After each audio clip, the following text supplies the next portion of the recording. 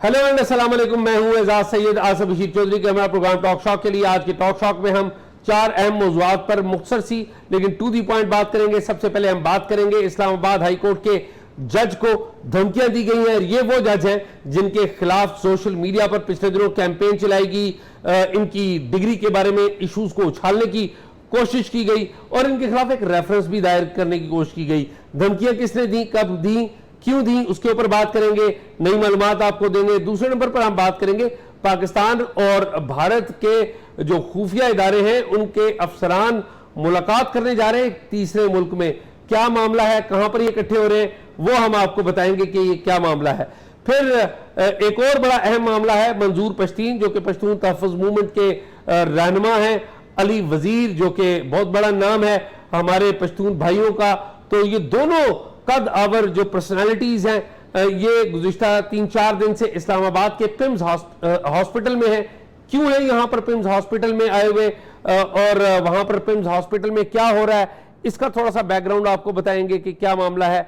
और चौथे नंबर पर आखिरी मुख्तसर सी बात, इस्लामाबाद के H9 बाजार में आग लग गई है तकरीबन 900 के करीब स्टॉल्स को, यानी कि 900 घरानों का जो रोजगार है वो जलकर खाकस्तर हो गया है। ये क्या मामला है, इसके ऊपर भी मुख्तसर बात होगी। आसिफ बशीर, 4 पॉइंट का लंबा एजेंडा, छोटी छोटी बात करेंगे ताकि टू दी पॉइंट हम जल्दी बात खत्म कर सके।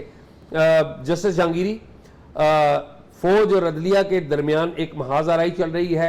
अदलिया की तरफ से 6 जजेस ने कहा कि मुदाखलत हो रही है। फिर जस्टिस जहांगीरी वही है तारिक जहांगीरी जिनके बारे में हमने इसी फोरम में खबर दी थी। आपने बताया था कि इनके घर से कैमरे लगे, इनके बेडरूम से, आपने नाम नहीं बताया था लेकिन बाद में हमने बता दिया था कि इनके बेडरूम से कैमरे निकले, इनको धमकियां दी गई हैं। क्या मामला है ये? एजाज देखें, आपको पता है कि इस्लामाबाद हाई कोर्ट की तारीख में पहली बार एक फुल कोर्ट भी बैठा था इसी मामले को लेके कि इनकी डिग्री का जो भी कोई इशू है वो सुप्रीम जुडिशल काउंसिल में टेक अप होगा और वहाँ पे जज साहब अपनी सफाई देंगे। लेकिन जज साहब सोशल मीडिया पे ट्वीट तो नहीं कर सकते ना अपनी डिग्री के हवाले में कि वो जिसको इनवैलिड कहा गया, जाली नहीं कहा गया, इनवैलिड कहा गया। खैर वो आपने वो सारी सबको पता ही है।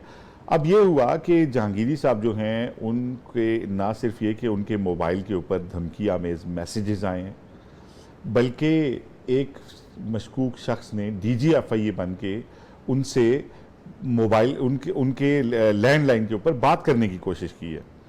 तो जब उनके स्टाफ ने फ़ोन उठाया तो उन्हें कहा गया जी कि मैं DGFI हूँ, तो मैं जज साहब से बात करना चाह रहा हूँ।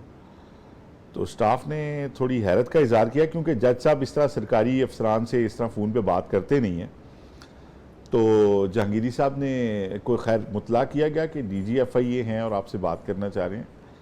तो उन्होंने कहा कि मैंने तो ऐसे कभी बात नहीं की, तो इनको कहें कि अपना लैंडलाइन दें तो मैं देख लूँगा अगर कॉल बैक करना होगा तो जब उनसे लैंडलाइन मांगा गया तो वो आए शाएँ करने लगे। फिर उन्होंने स्टाफ ने कहा कि भाई आप तो DGFIA नहीं लगते, तो वो बंदा फ़ोन बंद कर गया। लेकिन वो थ्रू होना चाहता था जहांगीरी साहब से, और ये उसी वक्त की बात है जब उनके फ़ोन पे धमकी आमेज़ मैसेजेस भी आ रहे थे। तो उस बंदे ने फ़ोन बंद करने से पहले अदालती अमले से भी बड़ा नाजेबा बातें की हैं और थ्रेटनिंग बातें की हैं। तो उसके बाद फिर जज साहब को बताया गया कि ये मामला हुआ है, वो तो कोई मशकूक शख्स था, DGFIA नहीं था, इस तरह उसने बात की है। फिर उन्होंने जो है FIA को जो है रजिस्ट्रार को पहले बुलाया उन्होंने, जज साहब ने, और उन्होंने कहा कि ये इस तरह से मेरे फ़ोन पे भी धमकियाँ आई हैं, स्टाफ को भी ये कहा गया है। तो FIA को कहें कि इस सारे मामले को टेकअप करे और देखे कि किसको ये मतलब है ज़रूरत पेश आ रही है कि मुझे धमकियाँ दे। तो एजाज़ देखें, ये सिर्फ ऐसा नहीं है कि जज साहब के ख़िलाफ़ कोई एक फोरम है जजिस के एहतसाब का, वहाँ पे सिर्फ कार्रवाई नहीं की जा रही, बल्कि सोशल मीडिया पे भी मुहिम चलाई जा रही है, उनके फ़ोन पे भी मैसेज किए जा रहे हैं, उनको कॉल के ज़रिए भी थ्रेट करने की कोशिश की जा रही है। तो ये कोई अच्छे इशारे नहीं हैं। और अदलिया में इससे क्या होगा, मैं ये समझता हूँ कि इदारों को चाहिए कि अगर वो इसमें मुलव्वस नहीं है तो उन लोगों को पकड़ें जो ये काम कर रहे हैं। इससे इदारों के दरमियान जो खलीज है वो वसी होगी और एक खामखा की एक महाजराई की जो कैफियत है वो उसमें फ्यूलिंग हो रही है। आसिफ, मैं मुख्तसर बात करूँगा क्योंकि उस पर जितनी भी हम बात करेंगे ना, मेरे ख्याल में एक तो रेपिटेशन, मैं तो अपनी तरफ से यही समझूंगा, ये जो हम समझ रहे थे ना कल भी कि जी अदलिया और जो इस्टेब्लिशमेंट का जो तनाव है, वो जो नोटिफिकेशन हुआ शायद उससे कम हो, क्योंकि मुझे ज़ाती तौर पे पता है और मैं आपको ख़बर भी दे रहा हूँ कि एक साबिक चीफ जस्टिस, बड़े दबंग किस्म के जो चीफ जस्टिस हैं, वो अदलिया और इस्टेब्लिशमेंट की सुलह कराने के लिए आजकल बड़े बड़े मुतरक हुए हुए। और मुझे ये पता चला था कि वो जो साबिक चीफ जस्टिस साहब हैं, उन्होंने काफ़ी अदलिया में भी जाके बात की है। एक तो सदर आसफ जरदारी कर रहे थे, लेकिन जो ज़्यादा अहम काम है वो एक साबिक चीफ जस्टिस है, वो मुतरक अंदाज से कर रहे थे कि अदलिया की और इस्टेब्लिशमेंट की सुलह हो जाए। लेकिन इस्टेब्लिशमेंट के अंदर आपको पता है wheels with in the wheels भी होते हैं, तो हमें पता नहीं होता कि कौन क्या कर रहा है और पता ही नहीं चलता। ये जो वाक़या हुआ है इसकी तहकीकात होगी, और मैं आपको ये भी बात बताऊं, इसका नतीजा भी शायद कुछ ना निकले। ठीक है, तो मुझे ये लग रहा है कि ये जो वाक़यात हो रहे हैं ये अदलिया और इस्टेब्लिशमेंट के दरमियान जो माज़ाराई है उसको फ़रोग देने के लिए हो रहे हैं। ये फ़रोग पाएगी, मैं इस नतीजे पे पहुंच चुका हूं। हाँ, तो चलें अगले मामले पे। और इसी में एजाज एक और चीज़ मैं आपको बताऊं कि आज एक इस्लामाबाद हाई कोर्ट ने एक और काम भी किया, और वो ये था कि 5 सीनियर सिविल जजेस जो हैं इस्लामाबाद की जुडिशरी के, डिस्ट्रिक्ट जुडिशरी के, उनको उन्होंने प्रमोट कर दिया है और उनमें उन्हें एडिशनल डिस्ट्रिक्ट एंड सेशन जज बनाया। और इनमें बानी पीटीआई और बुशरा बीबी को इद्दत केस में सज़ा देने वाले जज कुदरतुल्लाह भी शामिल हैं, उनको भी तरक्की दी गई है। जिन 5 जजेस को तरक्की दी गई है इनमें सीनियर सिविल जज आमिर अजीज़, नसर मिनल्लाह, मोहम्मद बशीर, मुजाहिद रहीम, और 5वें जज वही कुदरतुल्लाह हैं जिनका मैंने जिक्र किया, जिन्होंने सज़ा दी है। तो इस सारे सूरत हाल में ना इस प्रमोशन को भी थोड़ा सा सियासी तो उसमें देख रहे हैं तजिया निगार के शायद। नहीं यार आसिफ, वो तो हर चीज को सियासी देखेंगे, वो तो जाहिर है। हमें तो नहीं देखना चाहिए। बात ये है कि आज 5 जो सीनियर सिविल जजेस है उनको एडिशनल डिस्ट्रिक्ट एंड सेशन जज जो है वो प्रमोट किया है जस्टिस आमिर फारूक ने, जो कि चीफ जस्टिस इस्लामाबाद है। मैं क्विकली आपको अपनी खबर बता दूं। जी प्लीज। आसिफ, एक इंस्टीट्यूट है, international institute of strategic studies, ये एनुअल बेसिस के ऊपर मनामा डायलॉग करवाता है बहरीन में, और इस डायलॉग में पूरी दुनिया से अहम मंदुबीन आते हैं। इस दफ़ा डायलॉग हो रहा है 18 से 21 जुलाई को इसी माह, और इस डायलॉग में एक तो अमेरिका के लोग आ रहे हैं, अमेरिकी स्टेट डिपार्टमेंट के, बरतानवी भी आ रहे हैं, उनकी फॉरेन अफेयर्स के, पाकिस्तान के फॉरेन अफेयर्स से भी लोग जा रहे हैं, पाकिस्तान के स्पेशल वजारत ख़ारजा के अफसरान जा रहे हैं, हमारे अफ़गानिस्तान के वाले से जो ख़ुसूसी मंदूब है आसिफ दुरानी वो भी जा रहे हैं। लेकिन ख़बर इसके अलावा भी है, पाकिस्तान और भारत की जो खुफिया एजेंसियां हैं, यानी पाकिस्तानी ISI और भारतीय खुफिया एजेंसी रॉ, इसके अफसरान भी वहाँ पर मौजूद होंगे। अच्छा। और ये दोनों मुल्कों के अंदर जो इंतखाबात के बाद किसी अहम फोरम पर दोनों मुल्कों के दरमियान एक ऐसा प्लेटफॉर्म होगा जहाँ पर दोनों इकट्ठे होंगे। दोनों की मुलाकात होगी या नहीं होगी मुझे इस बात का इल्म नहीं, लेकिन इस बात के सिग्नल्स हमें पता लग रहे हैं कि शायद ये मुलाकात भी हो। ISI के एक DG लेवल के अफसर जो कि मेजर जनरल हैं वो जा रहे हैं, और उधर RAW research and analysis wing of India के नंबर 2 वो वहाँ पर होंगे। तो वहाँ पर हिंदुस्तान के जो एक डिप्लोमेट है JP सिंह, बड़े सीनियर डिप्लोमेट हैं, यहाँ पर रैप के भी गए हैं, उनकी वजारत ख़ारजा में, वो भी वहाँ पर होंगे, और भी बहुत सारे लोग होंगे। तो लेट्स सी कि क्या होता है। लेकिन इंटरनेशनल कम्युनिटी का और मनामा डायलॉग का शुक्रिया कि उन्होंने दोनों मुल्कों को मौका दिया है कि वो एक जगह पे इकट्ठे हों। ज़ाहिर है खित्ते की सूरत हाल, आलमी सूरत हाल, जो पॉलिटिक्स है आलमी, सिक्योरिटी सूरत हाल, सिक्योरिटी के प्रिज्म में ये चीज़ें होंगी, तो ये एक मेरे ख्याल में बड़ी। और आपको एजाज साहब ने बताया था ना जब आप कि कोई ट्रैक टू डिप्लोमेसी के सिलसिले में उन्हें बाहर जाना हुआ था, और कुछ एजाज चौधरी साहब एक तकरीब में आए हुए थे, वहाँ पर उन्होंने तकरीब में बात की थी कि वो ट्रैक 2 भी कोई चल रहा है। अब वो ट्रैक 2 चल रहा है, वो हमें तो नहीं पता, डिटेल्स तो नहीं बताई ना कि कौन सा ट्रैक, लेकिन ये वो ट्रैक 2 नहीं है। अच्छा, ये ट्रैक 2 अपनी जगह पे वो चल रहा है। हुकूमती लेवल पे होगा, ये इंटेलिजेंस के लोग हैं जो नहीं, वहाँ वो पे जो ट्रैक इकट्ठे हो 2 रहे चल हैं रहा है ना, वो रिटायर्ड लोग हैं ठीक है। उसमें। वो ये हाजिर सर्विस लोग हैं, वजारत खारजा के हाजिर सर्विस लोग हैं, ISI के हाजिर सर्विस लोग हैं, रॉ के हाजिर सर्विस, भारतीय वजारत खारजा के हाजिर सर्विस लोग। ठीक है, वहाँ पे थिंक टैंक्स मिलते हैं और यहाँ पे वो लोग मिल रहे हैं जिन्होंने फैसले करने होते हैं, जो डिसीजन मेकिंग में बैठते हैं। देखे ना, वो जो रिटायर्ड लोग हैं, जो बैक वो तो थिंक टैंक्स है ना, वो तो थिंक टैंक नहीं, वो अपने मुल्कों को राय देते हैं कि वो तो रिटायर्ड लोग होते हैं, जी, जी, अहम ओहदों पर विराजमान रहे होते हैं, उनकी एक इम्पोर्टेंस एक तरह से थिंक टैंक होते हैं ना अपने अपने मुल्क के, और उन मुल्क को पॉलिसीज के लिए मुशावरत देते हैं। जी हाँ। तो एजाज, ये जो हमारे भाई आए हुए हैं पश्तून मूवमेंट वाले, इनको क्या हुआ है पिम्स में? ये बीमार हैं या इनके कोई बंदे जेर इलाज हैं, क्या हुआ है? आसिफ, बड़ा अहम मामला है। आज से चंद दिन पहले इस्लामाबाद का थाना संजानी है, उसके इलाके में एक पश्तून हमारे बड़े मारूफ शायर हैं, गिलमन उनका नाम है। असल नाम तो खिजरत नईम है, लेकिन गिलमन के नाम से मशहूर है। यंग शायरी करते हैं और पश्तून जो कौम का वलवला वो बढ़ाते हैं, और पश्तून नौजवान नस्ल में बड़े मशहूर हैं। और ये पश्तून तहफ़्फ़ुज़ मूवमेंट हो गई, या खैबर पख्तूनख्वा में जो इलाके हैं जहाँ पर ये मिलिट्री ऑपरेशंस होते रहे हैं, दहशत गर्दी होती रही है, लोग तो आम बड़े तंग हुए, जाहिर है बहुत। तो उसमें ये बड़े पॉपुलर हैं। इनके ऊपर अटैक हुआ थाना संजानी के इलाके में, और जो अटैक किया गया वो एक इसी इलाके से ताल्लुक़ रखने वाले साहब हैं जो इस्लामाबाद में बिजनेसमैन हैं। उनके ऊपर इल्ज़ाम है कि उन्होंने वो अटैक किया। उनके खिलाफ थाना संजानी में मुकदमा भी दर्ज हो गया, और वो मफरूर है।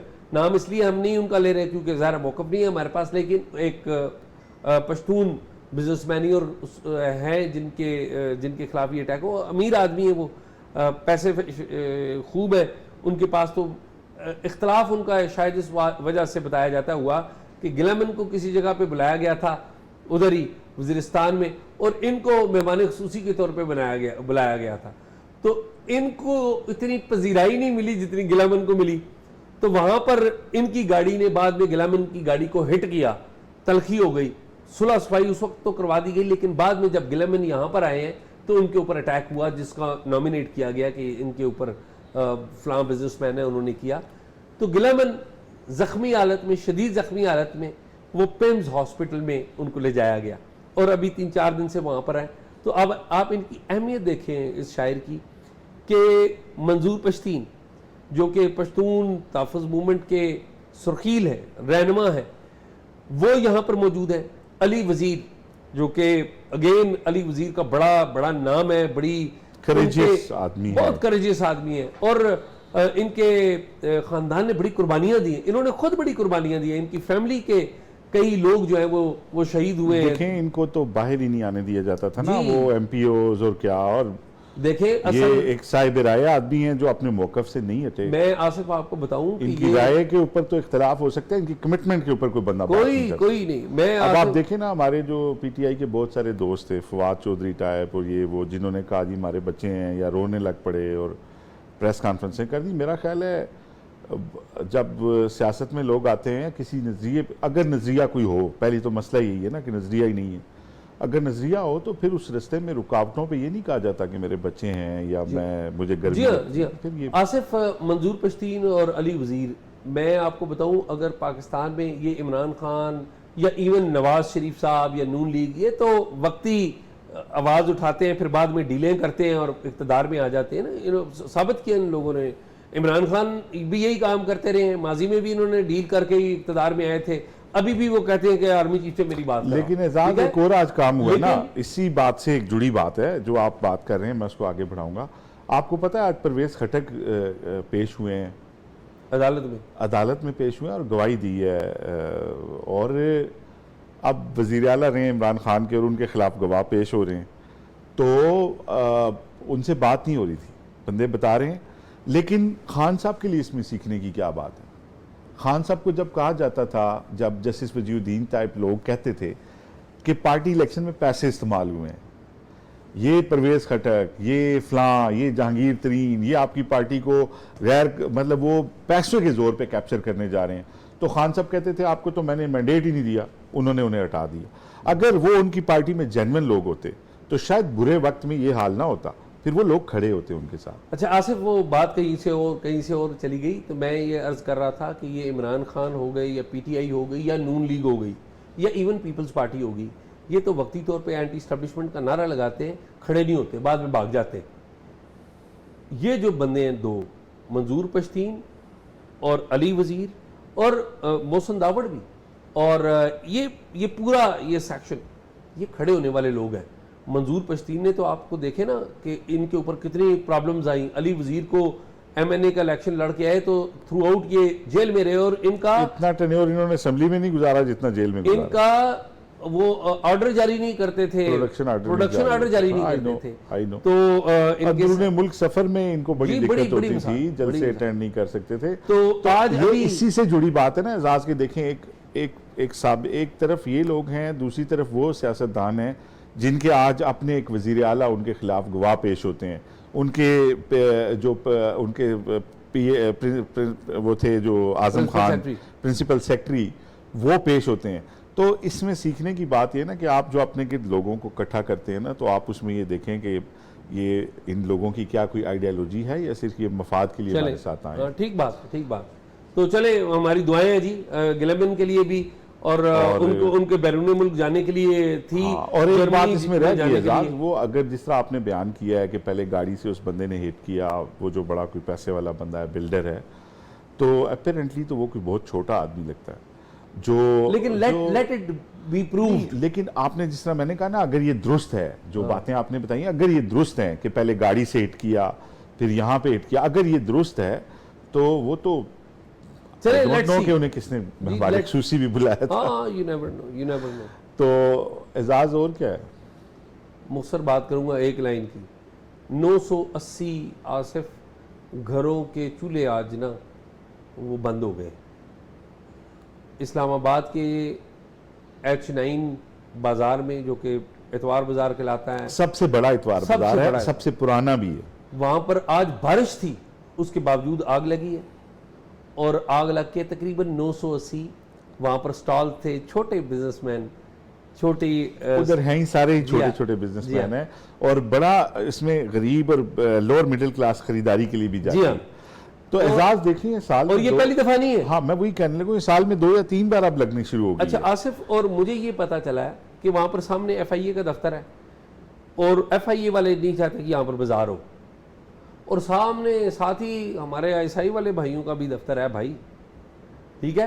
तो बाजार के अंदर ये मशहूर है कि ये जो एजेंसियों के ऑफिसेज हैं वो नहीं चाहते कि ये हो, इसलिए बार बार आग लगती है। इसकी तहकीकात होनी चाहिए, ये बात साबित होनी चाहिए कि कौन चाहता है या नहीं चाहता, ये बात गलत है या सही है, किसने आग लगाई है, माजी में भी तहकीकात हुई। और सबसे अहम बात यह कि जिनके स्टॉल जले उनको गवर्नमेंट पे करे, और DC इसके जिम्मेदार है। मैं ये कहूंगा देखें DC से ज्यादा देखें, DC तो छोटे लेवल पे आगे ना, बेसिकली ये जिम्मेदारी है चीफ कमिश्नर की, जिनके पास एडमिनिस्ट्रेटिव भी और CDA का बाजार है। जी और देखें जब ये तो तय है कि मुनज़्ज़म आग है जो लगाई जाती है, जो साल में 3 बार लगती है एजाज, और फिर पिस्ता कौन है, वही छोटा गरीब आदमी जो बड़ी मुश्किल से अपना वो जमा पूंजी बनाता है, पिछले कर्जे उतरते नहीं है, फिर आग लग जाती है। मेरा ख्याल है ये रंधावा साहब जो है ना, हमारे चीफ कमिश्नर साहब जो चेयरमैन CDA के दोनों ओहदे रखते हैं, उनके लिए एक टेस्ट केस है कि अगर वो इसको रोकें तो शायद उन्हें गरीबों की दुआएं भी लगेंगी और उस लोअर मिडिल क्लास की दुआएं भी लगेंगी जो वहां से खरीदारी करती है। तो ये उनके लिए एक टेस्ट केस उसको लेके चलना चाहिए। आई बिलीव के जो चेयरमैन CDA हैं उसके ऊपर नोटिस लेंगे और मेरे ख्याल में फाइंड आउट करेंगे, और आई होप कि वो कोशिश करें और इनको पैसे भी दिलवाएं जितना इनका नुकसान हुआ। तो मेरे ख्याल में आसिफ यही है आजकल। आज की खबरें तो यही हैं, लेकिन एक निजी खबर मैं आपसे शेयर करना बताएं। वो ये है कि आज लास्ट शो है मेरा। नहीं आज है या कल है यार आसिफ? कल था वो। नहीं आज है। अच्छा यार, मैं तो कल के एतबार से सॉरी यार, ये अनाउंसमेंट तो मुझे करनी चाहिए। आप कर आप कर दे। नाजरीन, आसिफ बशीर चौधरी साहब मुझे बताने दें। जी प्लीज। आसिफ बशीर चौधरी साहब महीने के लिए बरतानिया जा रहे हैं, तो ये नहीं है कि ये शो छोड़ के जा रहे हैं, ये बरतानिया में होंगे और वहां से भी हम इन कोशिश करेंगे कि वहां पर इनकी छुट्टी के दौरान भी कभी कभार इनको ना कैच कर लिया जी करें। एजाज, मैं उससे पहले तुर्की जाऊंगा, और तुर्की में जो आपको याद है कि 16 जुलाई वो दिन है जब वहाँ पे एक फौजी बगावत को 15 और 16 जुलाई की दरमियानी रात को अवाम ने उसको कुचला था। तो वहाँ पे 16 जुलाई के कुछ इवेंट्स होते हैं, मैं पहले वो अटेंड करूंगा। वहाँ पे हमारे और आपके मुश्तरका दोस्त शकूर खान, शकूर साहब होंगे, मुबशर जैदी साहब भी वहाँ पर हैं, मुबशर जैदी साहब होंगे, हमारे एडिटर हैं, और शकूर साहब मेरे होस्ट होंगे। उन्होंने बड़ा इसरार किया हुआ है कि आप आएँ और मुझे मैं आपको ठहराऊंगा। और चलिए आसिफ, मैं कोशिश करूंगा कि 15 और 16 तारीख को आल दो कि आप छुट्टी पे होंगे, आपको हम इंगेज करें, और फिर जब आप आगे बरतानिया जाएंगे तो वहाँ पर भी हम इंशाल्लाह राब्ता रहेगा। बिल्कुल। लेकिन स्टूडियो से आज इस जाने से पहले लास्ट शो है, तो आप सबके लिए मेरी तरफ से दुआएं और दुआओं की दरख्वास्त भी है। आप सब इजाज़त दीजिएगा। अल्लाह हाफिज़। अल्लाह हाफिज़।